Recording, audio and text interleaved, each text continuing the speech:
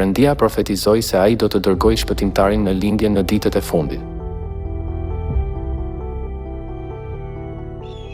Duke thirrur nga lindja një zog grabitqar dhe nga një tokë e largët njeriun që do të zbatoj planin tim.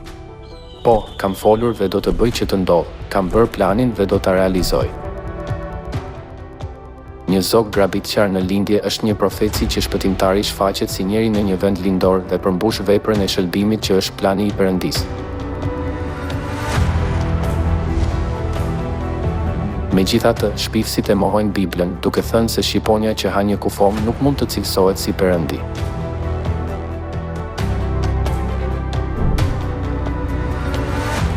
Nëse shqyrtojmë Biblën, mund të zbulojmë se Perëndia na bën të njohim karakterin e tij nëpërmjet shëmbulltyrave të ndryshme.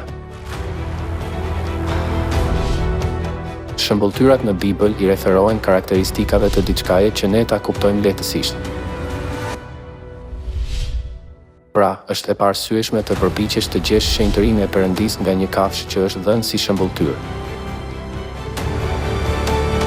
Bibla e krahason Perëndin me luan ose ndonjëherë me qengj.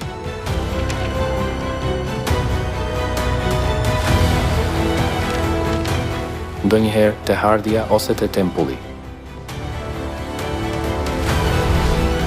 Nëse është e pamundur të krahasohet Perëndia me një kafshë që ha një kufom, është gjithashtu e pamundur të krahasohet Perëndi me hardhin ose tempullin që as nuk mund të lëvizë. Këmbëngulja e shpifësve, nuk duhet ta krahasojmë Perëndin me një shqiponjë që ha një kufom, shkon përtej çdo arsyeje.